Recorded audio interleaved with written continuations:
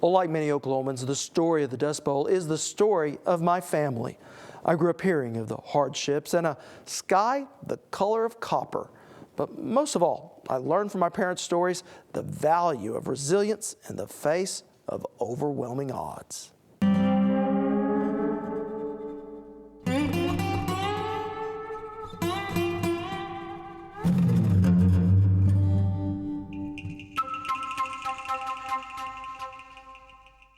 I've never seen anything as dark in my life as that was. It was a day my mother will always remember.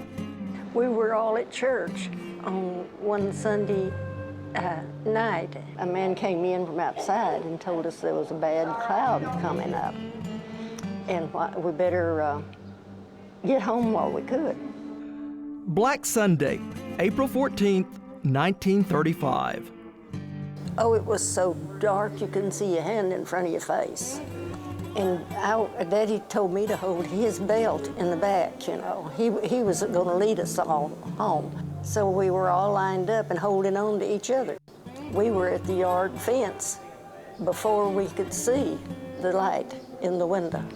And when Daddy saw the light, well, he said, "Oh, Mama's got a light on, so we're all right now." Before it was done, Black Sunday left a coating of Oklahoma topsoil on ships in New York Harbor. One of the worst sandstorms of the Dirty 30s, but certainly not the only one. It's estimated, over the course of the decade, an area 500 miles long by 300 miles wide lost its topsoil. Because it would blow in the window, blow in, even though you had the windows closed, you know, and the doors closed. It would still blow around them and get all over your house. You could leave your tracks in the floor. If you had a sandstorm one day, you got it cleaned up, you know, and got the house cleaned up, well, you probably wouldn't have more to get it cleaned up and here'd be another one. And while people shut themselves indoors, plants and animals weren't so fortunate. What did that do to crops? What did it do to your family's farm? There wasn't any crops. That was a bad year, and I think that was the year that Grandpa and Daddy put their cotton together, and it made one bale from both farms, Grandpa's farm and ours. And of course, it affected the feed crops too that fed the animals. And while times were tough for farmers that owned their own land, they were even harder for the 60% of farmers that rented. Called sharecroppers, they were already on the edge of poverty. And when the black blizzards blew in, they lost not just their crops, but their way of life. Beginning a mass migration that literally changed the face of our state. This is Wreck, Oklahoma, or at least what was Wreck, Oklahoma, a small farming community that my father was born in. And like dozens of other agrarian communities, when the crops dried up, so did the town, sending thousands onto the roads looking for work.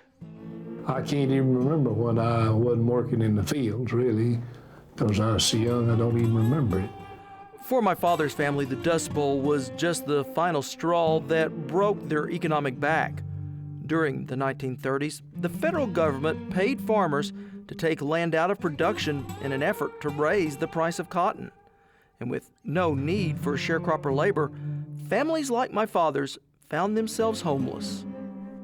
I remember when we made cornbread out of bran that we had for the horses, that to feed them, you know, because my uncle bought the feed for the horses, and so we used it to make cornbread out of several times, you know. And lots of times, hey, there has been times in my life hey, we just didn't have nothing to eat hardly, you know. You just cinch up your belt a little bit and dream of better days, really.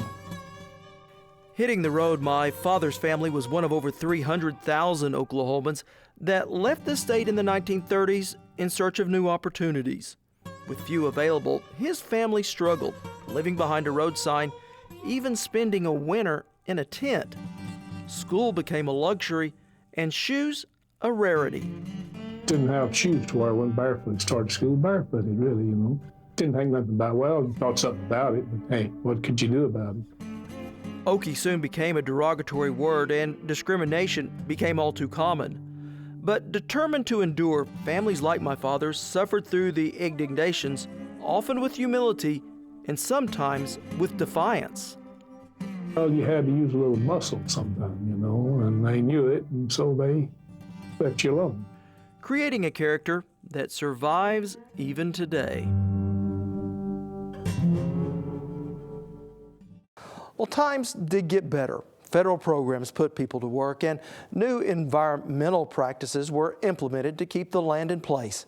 But it really took a war to break the grip of the Great Depression as farm laborers left the fields for the factory.